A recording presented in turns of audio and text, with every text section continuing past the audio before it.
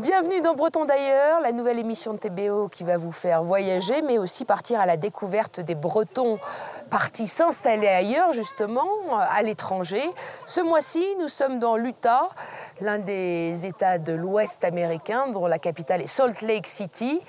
Alors l'Utah est connu bien sûr pour sa très forte communauté de Mormons. Ils sont près de 2 millions sur à peu près 2 700 000 habitants, ce qui n'est pas rien. Et puis l'Utah bien sûr est très connu pour la splendeur, la magnificence de ses paysages. Une dizaine de stations de ski sont répertoriées ici parce qu'on peut skier ici. Et puis bien sûr on peut regarder, voir les paysages qui sont magnifiques. Il y a une cinquantaine environ de parcs nationaux et fédéraux. D'ailleurs nous sommes dans l'un d'entre eux, l'un des plus emblématiques, c'est Bryce Canyon, que vous pouvez voir derrière moi. Mais il y a aussi, bien sûr, Monument Valley, encore plus connu, là où ont été tournés la plupart des fameux westerns américains. Allez, tout de suite, petite mise en bouche de tous ces parcs nationaux et fédéraux. Reportage.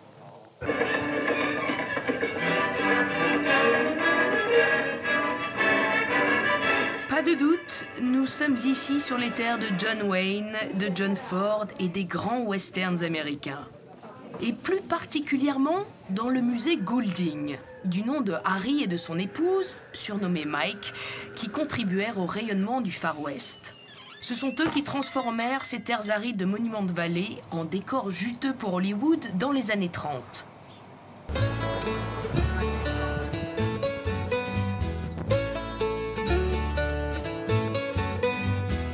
Des centaines de films se sont tournés ici, dans ce qui reste sans doute le paysage le plus photographié d'Amérique.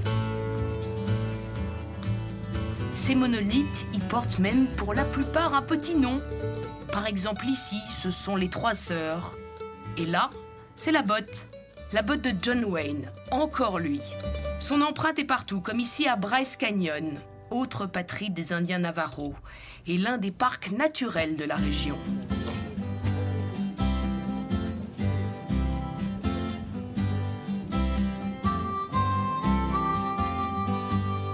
L'Utah compte 43 parcs d'État ainsi que 5 parcs nationaux, dont également le magnifique parc des Arches, qui, comme son nom l'indique, comprend plus de 2000 arches rocheuses et des dizaines de sentiers enlacés serpentant parmi les incroyables paysages vallonnés.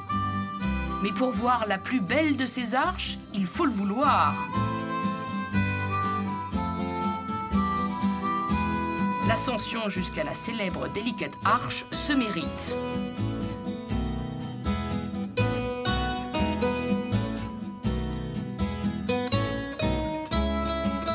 Il faut dire qu'elle représente l'emblème de l'État. On comprend mieux aussi pourquoi l'un de ses slogans est « La vie élevée », à tout point de vue.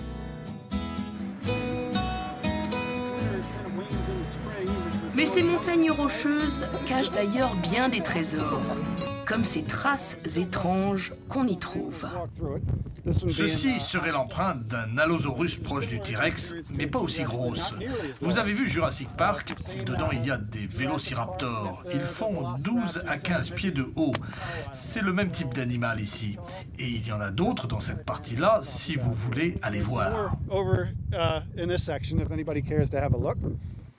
Hier, des dinosaures, aujourd'hui, d'autres animaux sillonnent le territoire. Coyotes, bisons et antilopes parcourent les plaines de la bien nommée Antelope Island, plus au nord, près du lac Salé.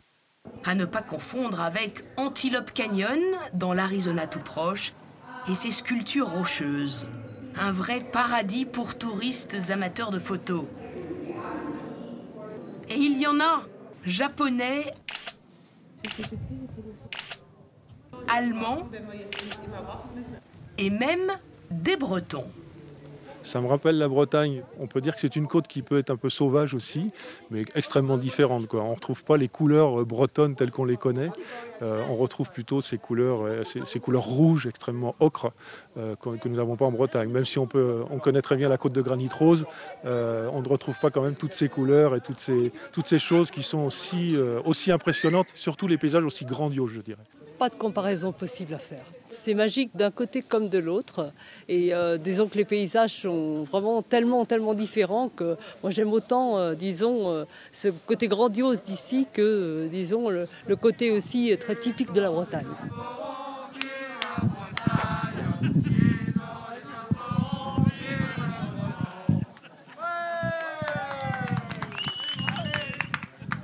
Et des Bretons, s'ils sont catholiques, qui pourraient être surpris d'apercevoir autant d'églises protestantes juste côte à côte, collées les unes aux autres, tant il y a de courants différents entre évangélistes, méthodistes, luthériens et les mormons, mais beaucoup moins nombreux ici puisque nous sommes encore en Arizona. Alors qu'ici, dans l'Utah, à Zion Park, la terre promise, retour en territoire mormon. Changement de décor et changement d'ambiance.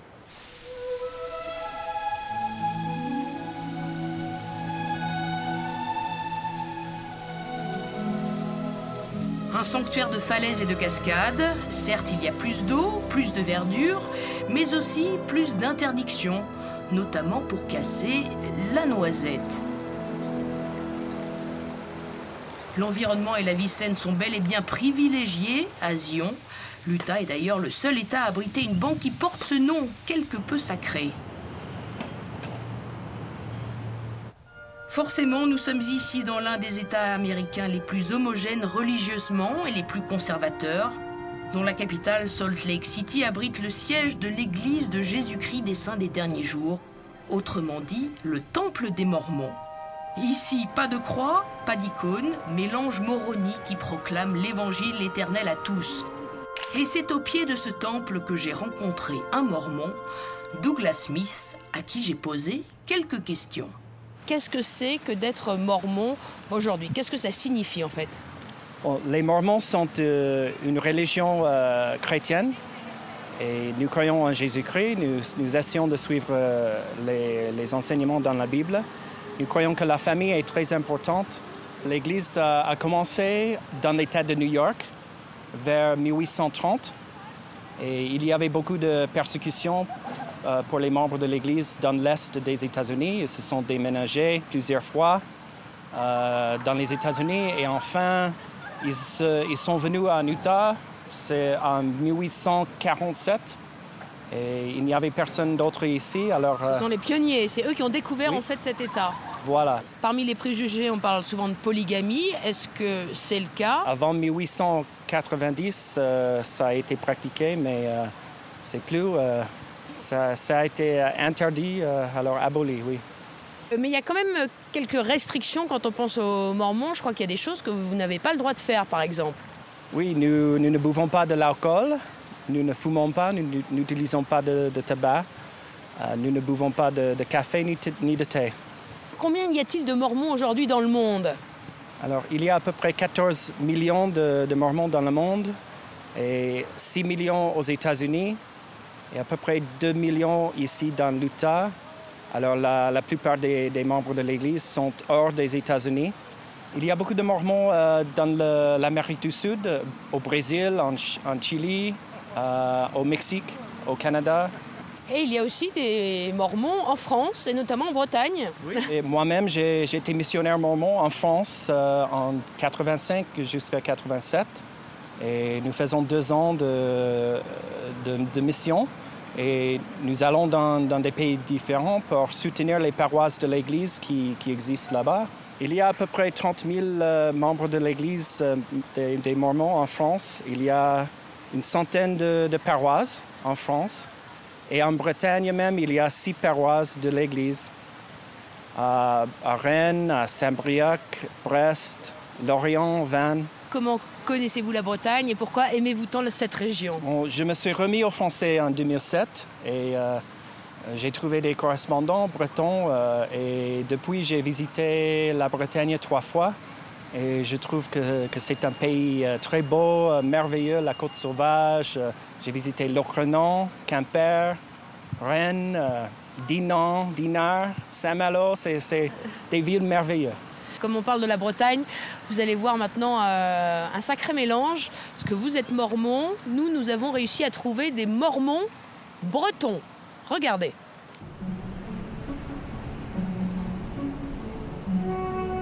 Et voici la première, bretonne mormone, que nous avons rencontrée à Provo, tout près de Salt Lake City. Chantal Thompson, née Perron, 61 ans, dont près de 40 passés ici, dans l'Utah. J'ai épousé un Américain, c'est pour ça que je m'appelle Thompson. Et on a 3 enfants et 7 petits-enfants. Notre fille aînée, elle va avoir 39 ans bientôt. Et puis on en a eu une autre de 35 ans, 4, 5. Et puis le fils, il a 30 ans, il est avocat à Washington. Il est en visite en ce moment à la maison d'ailleurs. Ils sont nés ici. Et là, mon fils revient d'un voyage de 16 jours qu'il vient de faire avec sa femme. Paris, Bretagne. Et justement, il est allé d'abord à Saint-Quay-Portrieux. La Bretagne, décidément toujours présente, même dans des paysages qui n'y ressemblent guère. Et si j'allais déménager à la campagne, il fallait que j'aie une maison française. Une maison française peut-être, mais aux allures de ranch. On en a 11 de chevaux arabes. Breezy! Breezy! Come on! La vue est très jolie, là, d'habitude. Venez, entrez! Vous voyez la touche française. Et puis, la touche bretonne. Les poupées bretonnes. Pont-l'Abbé, la Bigouden. Puis la tapisserie, c'est une tapisserie française. Et des photos bien mormones de ses enfants, car la famille est fondamentale dans cette religion, ancêtres décédés compris.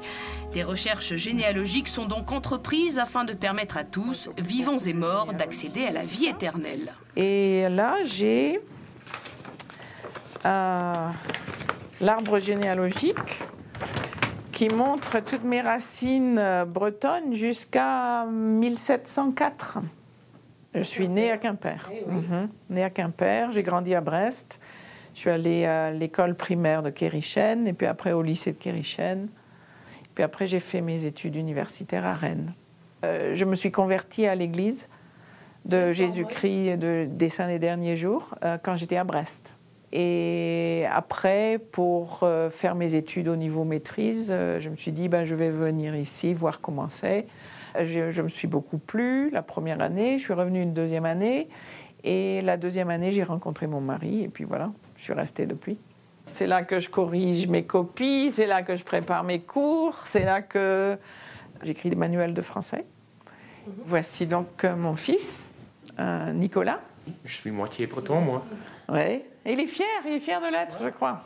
Quand je fais mes cours, le premier jour de cours, je demande aux étudiants de se présenter, et puis alors je me présente aussi, et puis je leur dis je viens de la plus belle province de France, c'est laquelle? Alors ils me regardent, et il y a des gens qui devinent et tout ça, et puis je dis non, c'est la Bretagne. Je suis très fière d'être bretonne. Alors normalement je le fais un peu plus épais, mais là j'en avais fait plusieurs, et j'en avais fait des plus minces pour qu'il y en ait plus. Nicolas, viens manger. Merci. Ce qui me plaît en France, c'est qu'il me manque le pâté. Oui, le foie gras, et puis la terrine forestière, des choses comme ça me manque. Je suis devenue prof de français, et puis j'ai commencé à écrire des livres. Et ça m'a ouvert un tas de portes. Et puis, j'ai commencé à faire du consulting pour une très grande organisation internationale, ce qui me permet de voyager un peu partout dans le monde. Et je crois que tout ça n'aurait pas été possible si j'étais restée en France. Si on travaille dur ici, tout est possible. Comme rencontrer un deuxième breton mormon, enseignant lui aussi à Provo, à l'université Brigham Young, du nom du deuxième président de l'Église, connu pour la mise en place de la polygamie au XIXe siècle et pour avoir conduit l'exode des pionniers mormons vers l'Utah. Donc voilà, mon collègue Yvon. Bonjour. Un vrai breton aussi, Yvon qui veut dire petit Yves, et puis le Braz qui veut dire le grand. Le grand, donc le petit grand. Oui. Yvon Lebras, 62 ans, professeur de français. Et on s'est connus en fait quand on était étudiants à Rennes. On a, disons, dans cette faculté des lettres, beaucoup de départements de langue, y compris, bien sûr, français, bien sûr, espagnol, portugais, tout ça, et beaucoup de langues asiatiques, japonais, chinois, coréen. Du fait aussi, bien sûr, qu'on envoie beaucoup de missionnaires à l'étranger. Quand ils reviennent, ils continuent leurs études dans la langue. On peut prendre l'ascenseur si vous voulez. 95% au moins des élèves sont mormons. Donc il y a un code de conduite, donc on leur fait confiance. Puis ils sont assez autodisciplinés. On n'est pas là pour faire la discipline tous les jours. Autodiscipliné peut-être, mais la police veille. La sécurité est omniprésente. Il faut dire que ces bâtiments ultramodernes sont équipés des dernières technologies, même si on enseigne encore le créationnisme, puisqu'Adam est considéré comme le premier homme créé à l'image de Dieu. Ce bâtiment a été construit à peu près 5-6 ans avec un don d'un riche mormon d'Arizona qui a donné, je crois, une quarantaine de millions de dollars pour construire le bâtiment. Donc la plupart des choses que vous voyez ne sont pas vraiment construites par l'Église, c'est surtout des dons de l'extérieur. C'est la plus grande université privée confessionnelle américaine. Le bâtiment s'appelle le bâtiment Joseph Smith, qui est en fait un descendant direct du premier Joseph Smith, qui était président de l'Église mormone au début du siècle. L'Utah est très connu pour sa main-d'œuvre. Il y a au moins 5 ou 6 universités qui forment les jeunes, vraiment dans tous les domaines, et surtout dans le domaine technique, enfin, les industries de haute technologie, etc. Et donc, beaucoup d'entreprises viennent en Utah établir une branche. Et, donc, il y a du travail. Enfin, par rapport aux autres États, il y a beaucoup plus de travail en Utah qu'il y en a ailleurs. Donc, voilà mon bureau. Chaque année, ici, il y a peut-être une quinzaine d'étudiants français, à peu près, ce qui n'est pas énorme, mais enfin, c'est quand même pas mal. L'université, quand même, est parrainée par notre Église, par l'Église mormone, et financée en grande partie, donc, parce que c'est très très cher. Et les étudiants, bien sûr, payent des droits d'inscription, qui sont à peu près de 2000 dollars par semestre, ce qui n'est pas très élevé aux États-Unis, surtout pour une université privée. Mais donc le reste, c'est l'Église qui paie la différence. C'est une université quand même confessionnelle dans le sens où quand même les étudiants doivent se plier à certaines règles de conduite, par exemple pas d'alcool, pas de tabac, mais aussi ils observent ce qu'on appelle la loi de la chasteté qui est fondamentale dans l'Église mormone, c'est-à-dire que pas de relation sexuelle avant le mariage. Mais ça fait partie des conditions d'admission et en général les étudiants s'y plient. Bon week-end. Chez nous, il n'y a pas de clergé. Vous voyez, le clergé vient des membres eux-mêmes. C'est-à-dire que dans une famille, le mari détient, s'il est fidèle, la prêtrise qu'il partage avec sa femme. Donc il n'y a pas de prêtre dans le sens strict du terme. On a tous un poste d'autorité, quoi. Il y a des mormons dans tous les domaines, aussi bien dans le domaine des affaires que le domaine scientifique. C'est pas une église qui se referme sur elle-même, au contraire. Et de fait, les Marriott, propriétaires de la célèbre chaîne d'hôtels de luxe du même nom, sont des mormons. Mais comment Yvon Lebras, catholique, aîné de 10 enfants, est-il lui-même devenu mormon ? On a rencontré des missionnaires lorsque j'avais 14 ans. Et le premier converti dans la famille, ça a été mon père, qui à l'époque était militaire. D'un jour au lendemain, il s'est arrêté de boire et de fumer. Et donc ça a créé un certain choc culturel pour nous, parce que d'un jour au lendemain, je me suis retrouvé donc avec ma famille, un petit groupe de membres de l'église à Rennes. Comme j'avais ma licence de lettres, je me suis dit, tiens, pourquoi pas passer 1 an en Utah et surtout à l'université pour enseigner le français. Je dis tiens, pourquoi pas. Et donc je suis venu pour 1 an et En 2010, je suis toujours là. Mais entre-temps, ce Rennais rencontre sa future épouse avec laquelle il aura 6 enfants et 15 petits-enfants. Je l'ai épousée en décembre 1971. Et quand je suis seul ou avec ma famille, on essaye de retourner sur la côte bretonne, du côté des Côtes d'Armor en particulier. J'essaye toujours de m'y retrouver. Ou alors là où nous avions une maison de vacances, à côté du Cap Fréhel. Il y avait une plage, la plage de Pleyerel, où j'ai passé de très beaux étés. Mon rêve, c'est de prendre 3-4 mois, vraiment rien faire, là, et à me promener en Bretagne ou ailleurs. Ça serait mon rêve. Dans la famille, dans notre famille, donc, mon oncle, qui s'appelait Pierre Évin, était un grand spécialiste de la culture bretonne, mais aussi de la langue bretonne. Et pour prouver que la langue bretonne était une langue et pas un patois, il avait traduit, dans les années 70, je crois, il avait traduit le discours de la méthode de Descartes en breton, pour montrer que c'est une langue assez riche et non pas un patois. Ça fait un petit peu drôle quand on retourne, n'est-ce pas, là où on a vécu. C'est un autre monde quand même, vous voyez ce que je veux dire? Surtout quand on vit en Amérique du Nord. Je retrouve des gens qui n'ont jamais quitté la Bretagne, enfin, ou pratiquement pas quitté la Bretagne, comme mon cousin par exemple.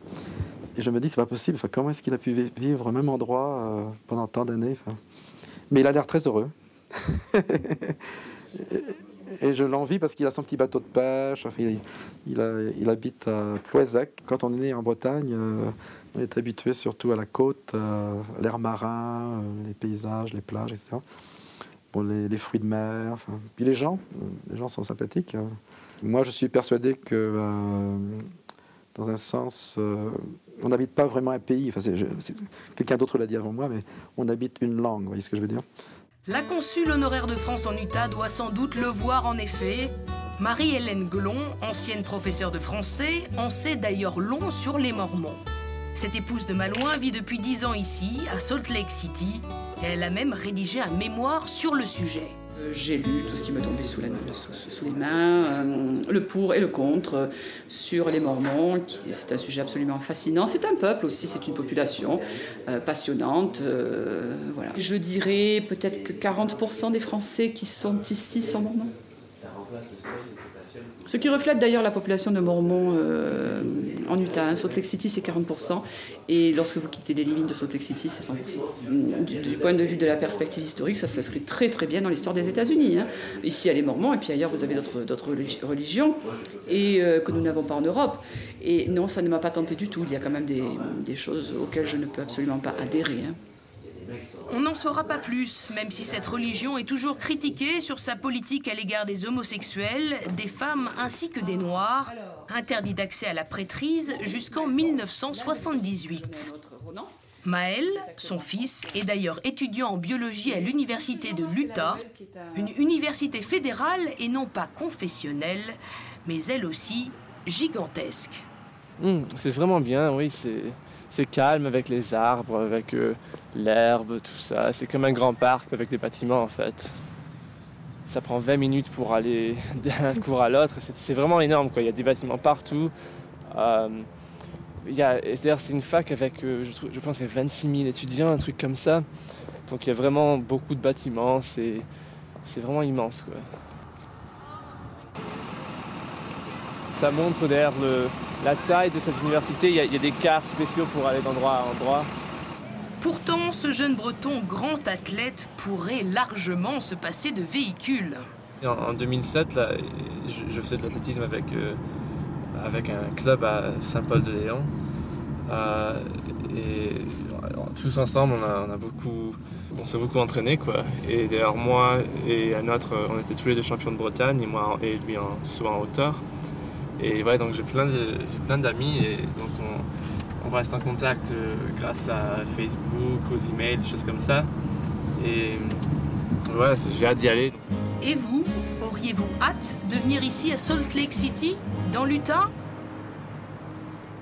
Voilà, ainsi se termine cette émission Breton d'ailleurs consacrée à l'Utah. J'espère que cette destination vous a plu.